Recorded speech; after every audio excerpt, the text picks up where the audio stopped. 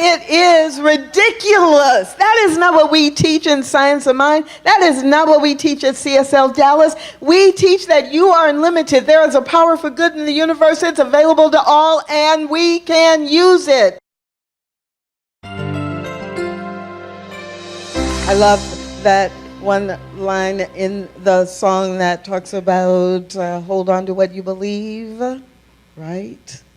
And, okay, I forgot it again. Hold in your heart all that you desire. That's why it didn't rhyme. Okay. Hold in your heart all that you desire. And what you never wanted, let it burn in the fire.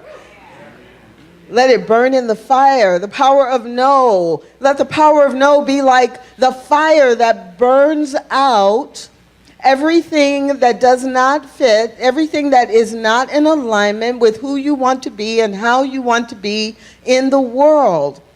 And this song, Believe, just captures so much of what we teach, that we get to choose what we believe and how to express it in the world. And we get to choose what to believe, and by choosing what we believe and living in alignment with it, our physical experience of life begins to reflect that which we believe. Now, sometimes we say we believe in all good things and love and joy and happiness, and our lives don't reflect it. And we're like, but I believe in love and joy and happiness. Why is this thing happening to me? Why do I have this diagnosis of cancer? Why did this relationship end? Why did I lose my job? Why is my house being foreclosed on? Why don't I have more money in the bank at the end of the month? All of these things aren't happening. And my question to you would be, don't tell me what you say you believe. Show me in your actions what you truly believe. And let's see if you're moving toward that. Because often the truth is what we truly believe is creating cages of limitations. What we truly believe is different from what we say we want.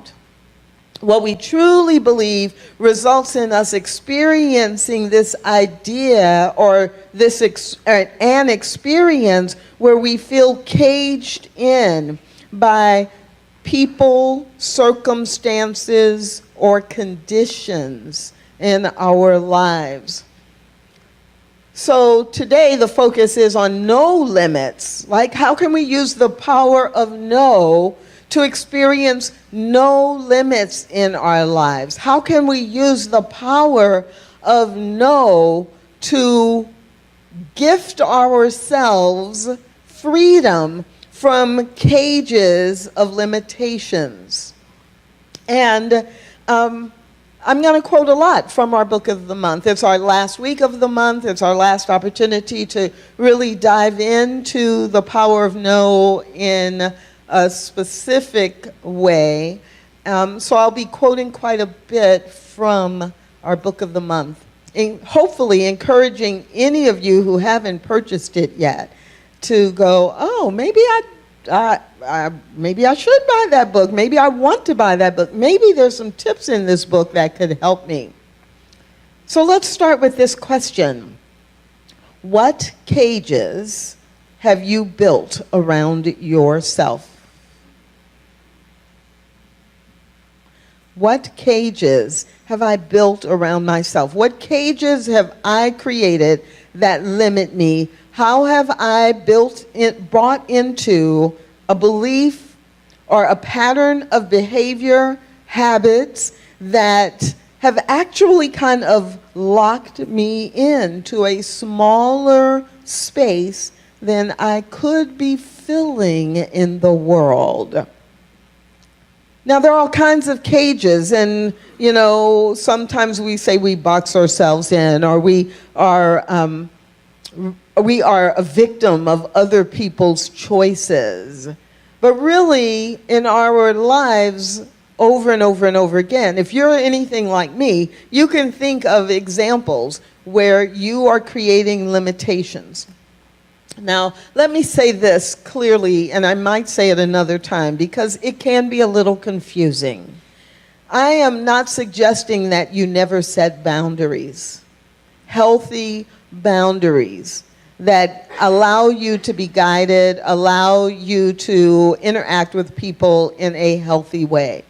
So as I'm talking about and asking you to think about what cages of limitations you may have created for yourself or that you are limiting yourself to, I'm not talking about, those kind of boundaries. I'm talking about the times when you don't even allow yourself to move into who you could possibly be. In 1998, I self-published my first book, and that comes to mind for me because for about 2 years before that, as a member of National Speakers Association, I'm getting all this great input about how to be successful as a professional speaker, trainer, consultant out in the world. And one of the common things that people would say is, and you've got to have a book. You've got to have a book. I mean, your book is your calling card. Your book is the way people get to know about you. If you're going to be a professional speaker, you must have a book. And I had created for myself a cage of limitation. Even though I was a good writer, even though I loved to write, I had a belief that no one's going to buy a book for me. Who am I to write a book? Well, I want to write a book. I really do. I want to write a book, but I don't really know how to write a book. And for more than 2 years, I didn't consciously, like every week, say, Tracy, you're not good enough to write a book. But my true inner belief was that I couldn't write a book. Until I chose to write a book, right? Until the desire to become an author was bigger than the past old belief that I couldn't write a book or no one would buy a book for me, etc. And no one outside of me told me I couldn't write a book. In fact, I had dozens of people saying, you've got a great story, you've got good information, you should write a book. Can't wait to buy your book. Have you written a book yet? It was me creating a cage around the idea of writing a book. And for me, what happened in that particular instance was I was preparing. I was thinking about marketing for the next year and how I wanted to market myself. And I was dreaming, actually. I had a dream that I saw myself on the platform being introduced, and the person who was introducing me said, and welcome our speaker today. She's the author of 6 books on blah, blah, blah, blah, blah. And when I woke up, I remembered that. And so I began to replace the cage with a different belief. Well, I'm the author of 6 books. They're introducing me that way. I guess I better write the first one. And literally, I set a goal that within 5 years, I'd have 6 books. So that would be a true introduction, right? But I had to change my belief about what was possible in order to get out of the cage. So when we begin to notice what the cages are that we have created that limit us, for me, one of the things that I do is I ask myself, is this cage, is it keeping me in or is it keeping others out? Do I have this cage of limitation? Is it serving me by keeping me in? Like for whatever reason, I'm choosing not to show up as my authentic self, and it's keeping me in and protecting me because I'm afraid or for some other reason? Or have I created this belief, this cage of limitation, in order to keep other people out? I don't want to be influenced by them. I don't want to be doing something the way they want me to do it for whatever reason.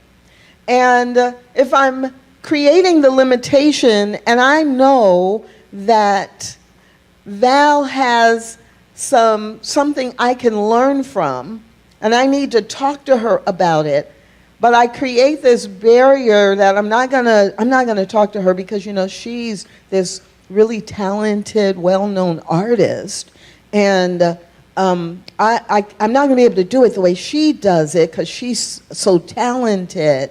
And so I'm just gonna live in my limit.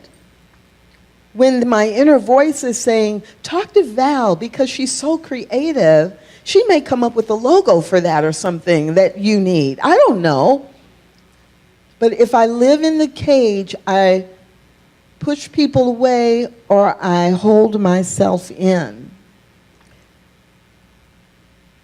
Now, Dr. Phil would say, how's that working for you? What I ask is, when you notice that that's what you're doing, why are you hiding? What are you protecting? Why are you hiding? What are you protecting? There are times to hide, I guess. There may be times to protect yourself, I'm sure.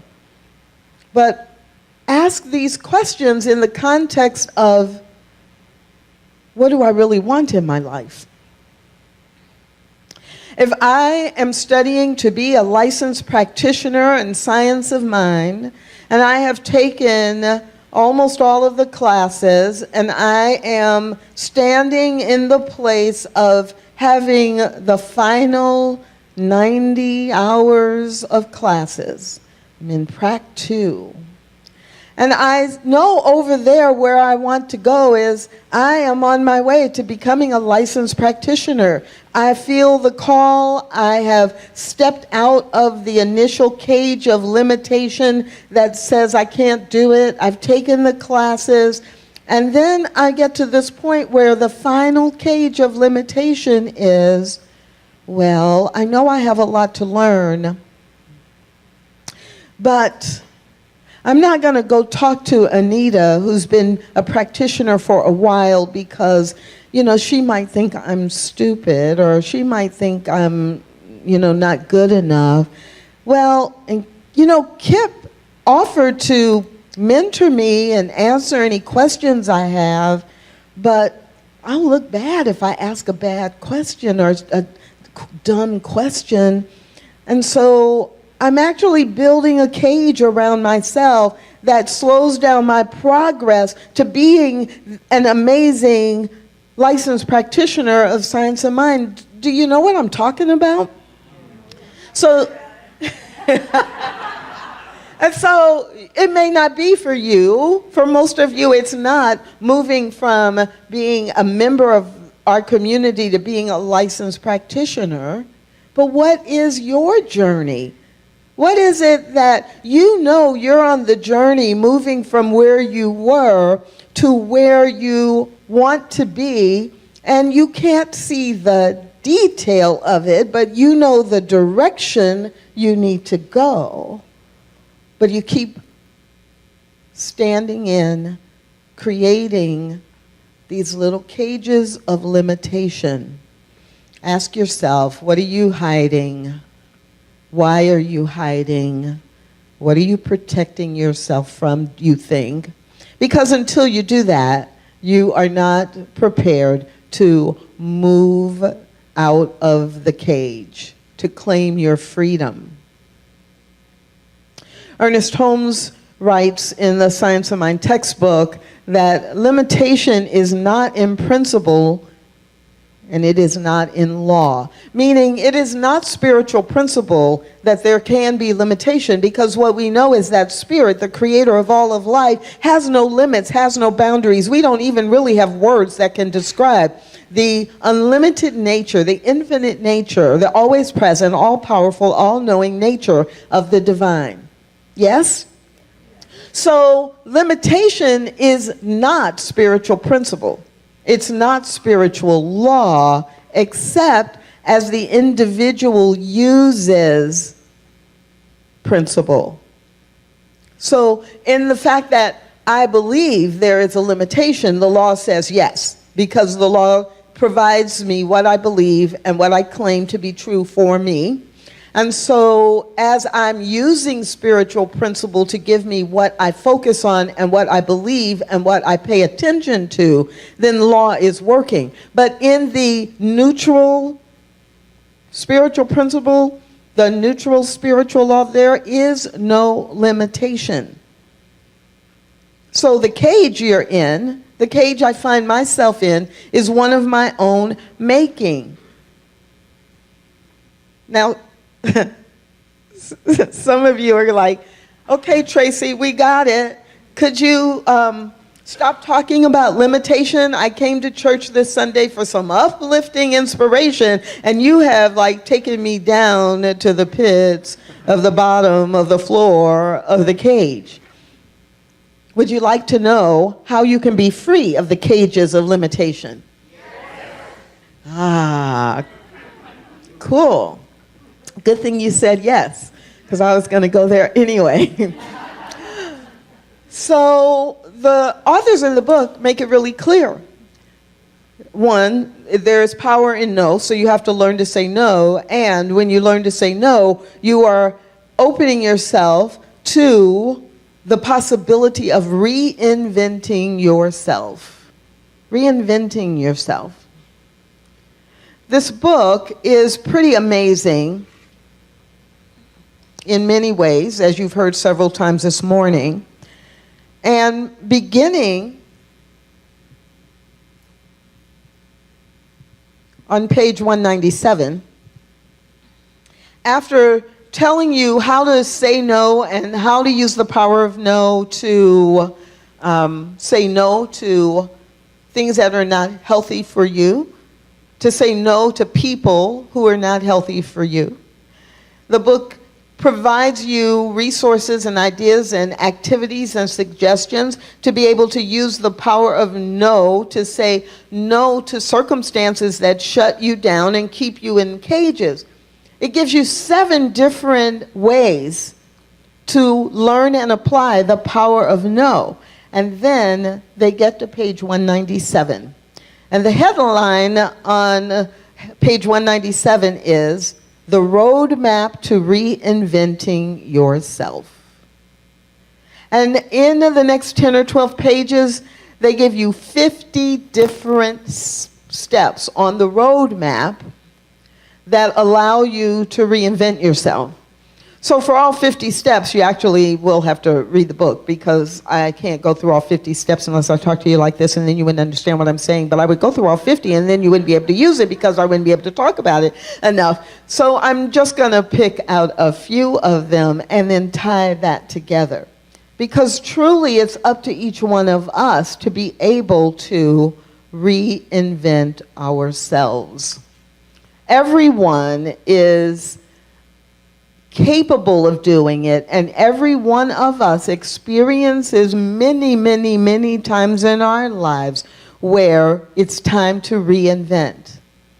It's easy to think about the really big times, right?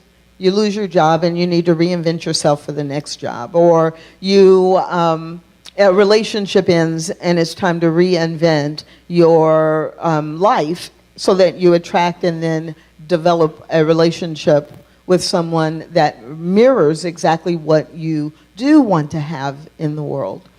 But literally every day, we have small opportunities to reinvent ourselves. When we wake up in the morning and we set our intentions for the day, sometimes we are in the process of reinventing ourselves. So remember, in the mind of God, there is no big or small. So reinventing ourselves, when we are doing that, we are able to tap into the power for good in the universe that each one of us can use. And Spirit doesn't know whether it's a big thing or a little thing. It is just responding to our self-awareness that it's time to reinvent ourselves. Now, in the book, in The Power of No, in this section about reinventing yourself, One of the things it says is it takes time to reinvent yourself. 5 years is pretty normal for a major reinvention. Now, in the world of business, we talk about that as it takes 5 years to become an expert on a topic or a field of study or expertise. And that makes sense because the research talks about it taking 10,000 hours to actually not just change your life, but become an expert in something. If you work 40 hours a week, 50 weeks a year, that's 2,080 hours. 5 years of that, you're over the 10,000 hours mark. In the book, they just simply talk about how you're building credibility and how you're building consistency and how you're building in each year as you go on a reinvention journey. You are adding to that where then all of a sudden by year 5, if not sooner, you are actually experiencing that which you imagined. That is true whether it's in relationships, whether it is in our individual life and how we see ourselves as we grow and transform into loving ourselves more, or whether it is being a professional or an expert in a field of study. Do not be discouraged. You will see results very quickly. Just don't get confused that because you don't see the final result in a few days or weeks or months, that nothing is happening. The authors say, don't try to find the end of the road. You can't see it in the fog. And when you are starting a reinvention journey, you actually, even though you may have a clear idea of where you want to end up or where you're going, you're actually in the fog because you're in the fog of what's happening right now. And your job is to stay completely focused on where you want to go and take the next step toward that. That's your job. And while you're doing that, to use your spiritual practices and your spiritual principle in order to stay focused, keep your consciousness aligned, and be very clear. It's one of the best uses of the law of attraction, which we talked about in the Science of Mind class today. If I'm clear about what I want to attract, that's great. And with everything I tell myself and every activity and every relationship, as much as possible in my life, I want to be in alignment with that, because where I put my attention, where I place my energy, how I show up in the world, that's what I'm going to get more of. So don't try to find or see or claim the end of the road. You can't see it from where you are. And even if you're in year 4 of a 5-year journey, guess what? You probably hit everything you thought you were going to hit around year 3. But by then you realize you didn't know what you didn't know, right? And so at year 3, you're like, oh, I'm not done. That was just the halfway mark. Let's keep going. So you can't see it from the fog, but you have to stay completely focused on it. Then they also say, don't let or use health as an excuse. So there's always health, and there's actually always perfect health. Like whatever our health is on a spectrum is where we're supposed to be for whatever reason, and it's showing up in the way it's showing up. So we can't use our health as an excuse, because then we're focusing on what's not working. If there's something that we consider wrong happening in our health, or bad, or challenging, or painful, we can't use that as the excuse. That's just saying, well, I believe in God, and I believe in the law of attraction, and I believe I can have something really good in my life. But, right now, my back hurts and my feet hurt, and I need some dental surgery. And so, that's going to keep me from doing anything toward my goal. And so I'm going to spend all my day complaining about the pain I have. And I'm going to spend 3 hours on the internet today looking at what these symptoms mean. And okay, so my back hurts, and maybe I sprained my ankle, and I need some dental surgery. Okay, that's true. I'm going to spend, 30 minutes of my day taking care of the details of that, finding them, taking the medication that's been prescribed, or scheduling a massage to loosen the muscles in my back, or calling 3 friends and getting a referral to an oral surgeon. But I'm going to spend 12 hours of my day saying, even with the pain in my back, and even knowing that I need to schedule this surgery, I'm going to do one thing. What can I do? Can I read a book? Can I find a mentor? Can I research? Can I be in prayer? What can I do, even with the physical limitation, that allows me to remind myself what I'm really focused on and where I'm really going? Because this back pain and this foot pain and this dental situation does not define who I am. It's just what's happening today, this week. And so the authors are really clear about that, how often we allow what's going on in the physical, especially if it's our health, and not just our physical health, but our mental health and our emotional health. That we let those get in the way as if they are bigger than God, as if they actually have control over who we are and what we do, instead of just being a reflection or a reaction to something that is happening in the physical, mental, or emotional. Yes, my heart is broken, but I am not broken. And so what is it that I can do today that reaffirms for myself and the universe that I know I deserve to be in a perfect relationship for me, where it is mutually respectful and mutually enriching, and I am an example of joy? Oh, okay. What is one thing I can do that reaffirms it for me and reminds the universe, I know where I'm headed. I am not going to be stuck here. Winston Churchill said, if you're in hell, if you find yourself stuck in hell, keep going. Like, don't stop while you're in hell and make your home there and go, oh, this is who I am. This is how my life is. Oh, I'm going to be this for the rest of my life. No. Keep going through it so you can get to the other side, and so you can move toward who you want to be, so that you can be the example. Let your test be a testimony, right? So the authors say don't use health as an excuse. But then after they write about that, at the very end they say, okay, if it's something that's so big, then you are so consumed by it that you cannot think of even one thing that you can do that reflects where you're going, then change your focus and reinvent your health first.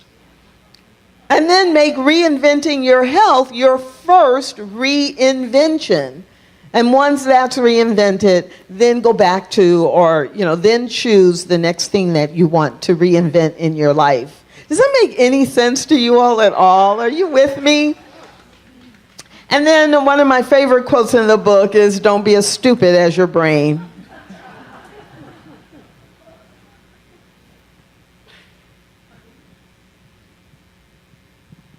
So in this section on the roadmap to reinventing yourself, there are like 50 questions that people often ask when they're reinventing themselves, right? And they comment about each one. So this question was, I'm reinventing myself. What if I get scared?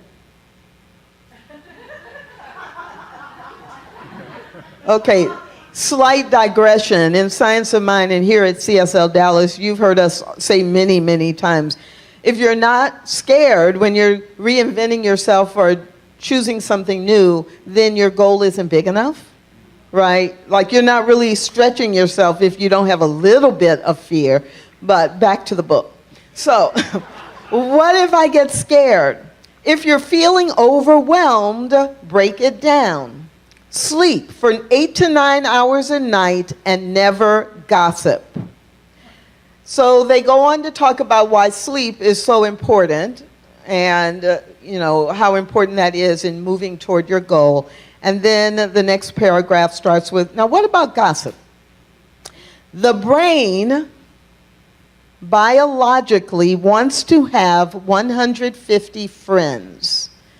We're talking about friends, not just, I know some of you have 4,000 friends on Facebook.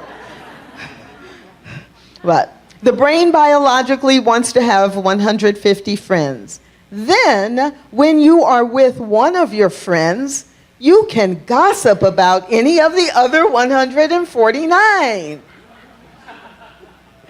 If you don't have 150 friends, the brain wants to read gossip magazines, read Facebook, watch the news, read the celebrity magazines when you're standing in line in the grocery store until it thinks it has 150 friends. Don't be as stupid as your brain.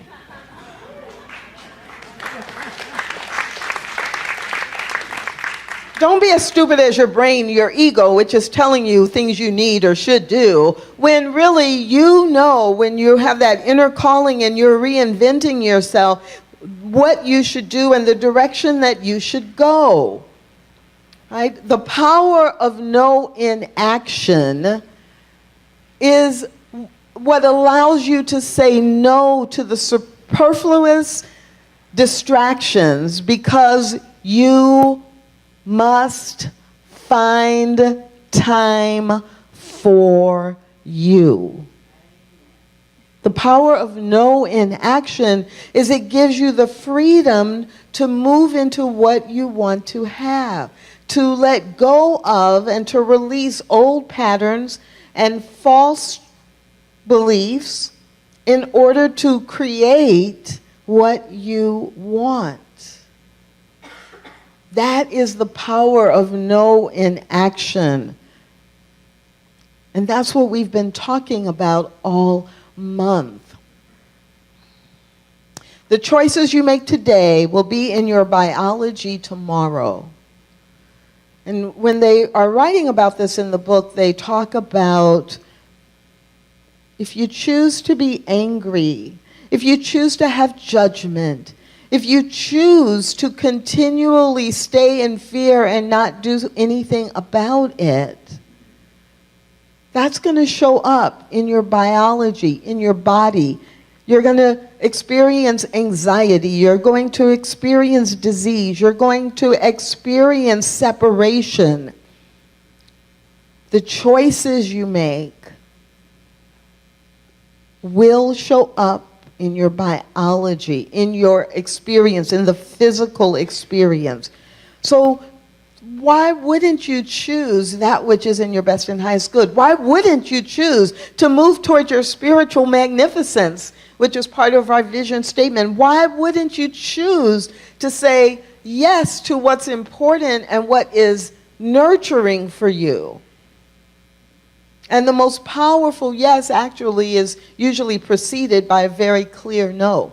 No, I will not spend 4 hours today playing free cell because I want to work on my next book. No, I will not spend 6 hours every Saturday with someone I care about, but they're really negative because right now I need to have positive energy around me.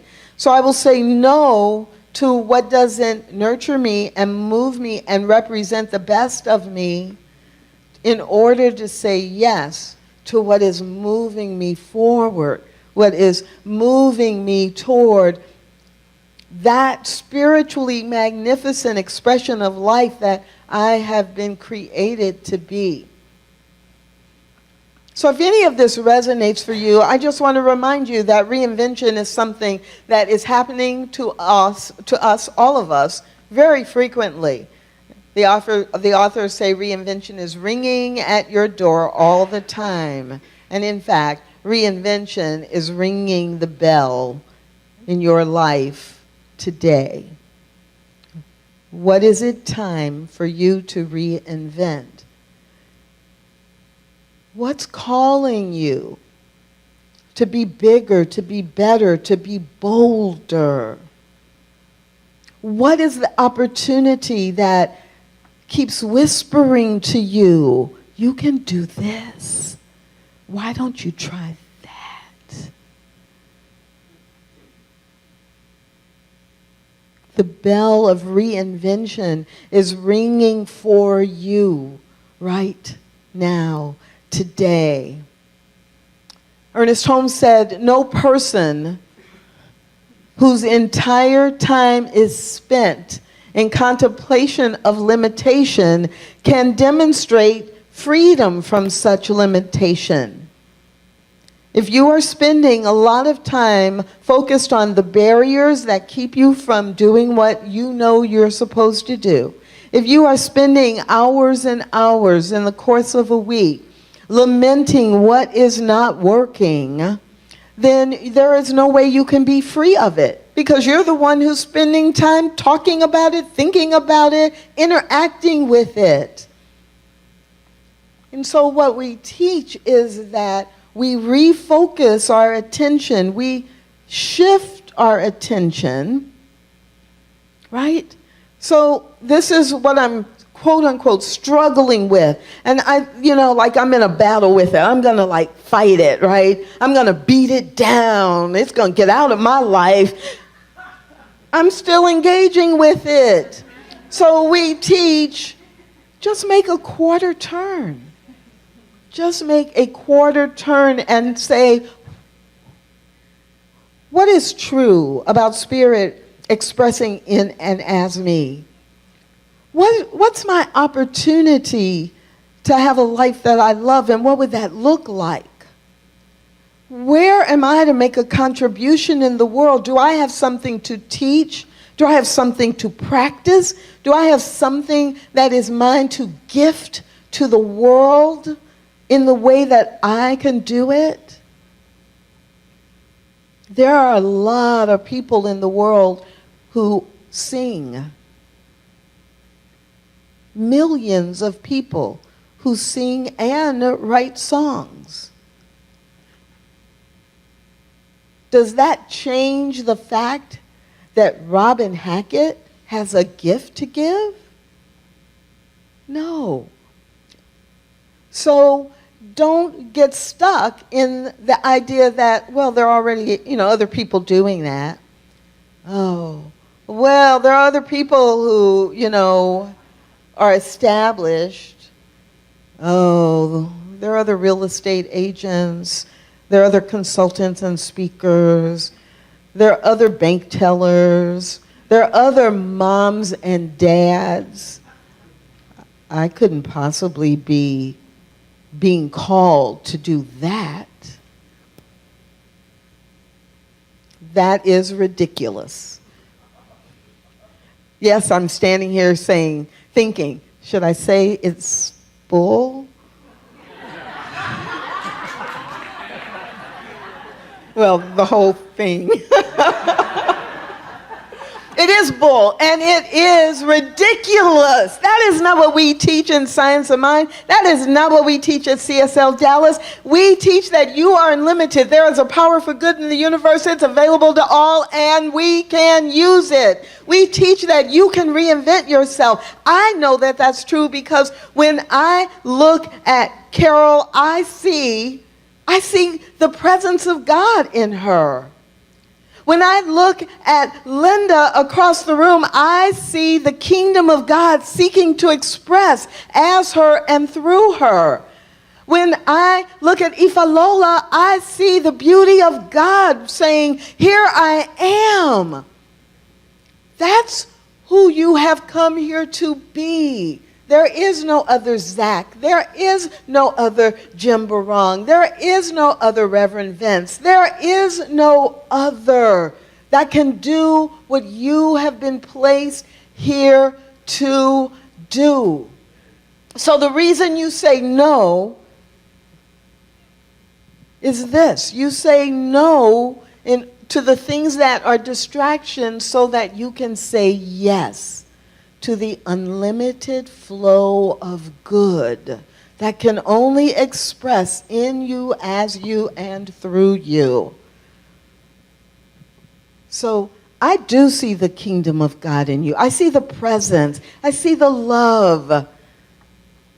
I see the power of God in you. And some of you, when you see these words, you know we have an amazing song that reminds us of this. And Lainey's going to help us remember. I see the kingdom of God in you, moving in everything that you do. No matter what, this will always be true. I see the kingdom of God in you. Sing it with us. I see the presence of God in you, moving in everything that you do. No matter what. No matter what, this will always be true. I see. I see the presence of God. Turn to someone near you and sing to them. I feel the power of God in you. Look around. Moving in everything that you do. No matter what the condition. No matter This what, will this will always be true. I feel the power of God in you. So take that in. I see the love of God in you. Sing it to yourself. Moving in everything that you do. No matter what, this will always be true. I see the love of God in you. This is what is true. I see the love of God in each one of you. I see the presence. When you look in the mirror, do you see it yourself? As you are reinventing yourself, sing this song to yourself. Remember the lyrics, no matter what the condition is. The truth is that the power and the love and the kingdom of God is seeking to express in, as, and through you. Will you allow it? Will you claim it? Yes. Then let us anchor this in prayer. Right here and right now, in this very moment. The infinite intelligence, love, joy, peace, that is the divine, the creator of all life, is seeking to express itself and expand itself in life, in love, and in each one present. There is no exception. And so I speak this word and I claim it for myself and for all within the sound of my voice. That now is the time, this is the moment to reinvent. Reinvent using the power of no to push away anything that is out of alignment with this perfection. Reinvent to say yes, using the power of no to what doesn't work to say yes to what does.